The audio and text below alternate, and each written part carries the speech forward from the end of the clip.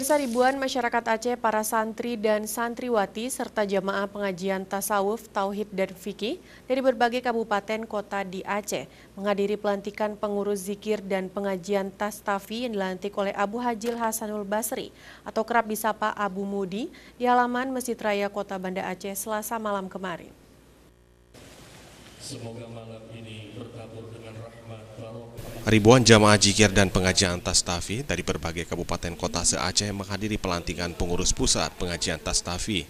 Pelantikan ini puncak dari hasil pertemuan para ulama daerah ini yang membahas sejumlah pembahasan masalah Islam kontemporer secara ilmiah yang berlangsung pada tanggal 15 hingga 17 April 2018 yang menghadirkan para ulama dan pakar dari berbagai latar belakang keilmuan. Adapun jumlah pengurus pusat yang dilantik sebanyak 100 orang termasuk divisi organisasi kerjasama dalam dan luar negeri. Dan untuk pelantikan dilakukan oleh Dewan Pembina Tastafi Abu Haji Nasrul Basyari atau Abu Mudi. Kemudian seluruh pengurus dilakukan pesejuk atau tepung tawar oleh para ulama karismatik Aceh Abu Kutakrung. Ketua Panitia Acara Tengku Faisal Ali menyampaikan tujuan pembentukan pengurus Tastafi untuk menciarkan 3 bidang keilmuan yaitu tauhid, tasawuf, dan fikih.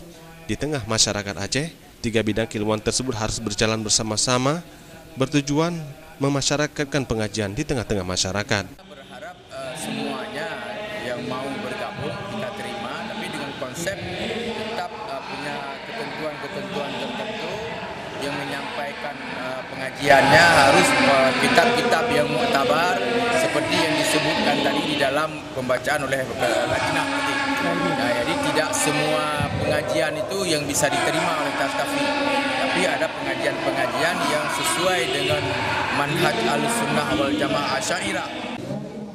Lebih lanjut, Tengku Faisal Ali menambahkan dengan terbentuknya pengajian Tastafi agar bisa mengkoordinir seluruh pengajian di seluruh pelosok daerah Aceh sehingga akan fokus dalam 3 bidang keilmuan tasawuf, tauhid, dan fikih.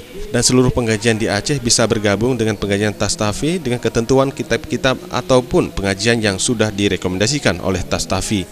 Dalam kesempatan tersebut, Tastafi menolak dengan tegas keberadaan ajaran sesat di Aceh dan radikalisme. Tim Liputan Aceh TV.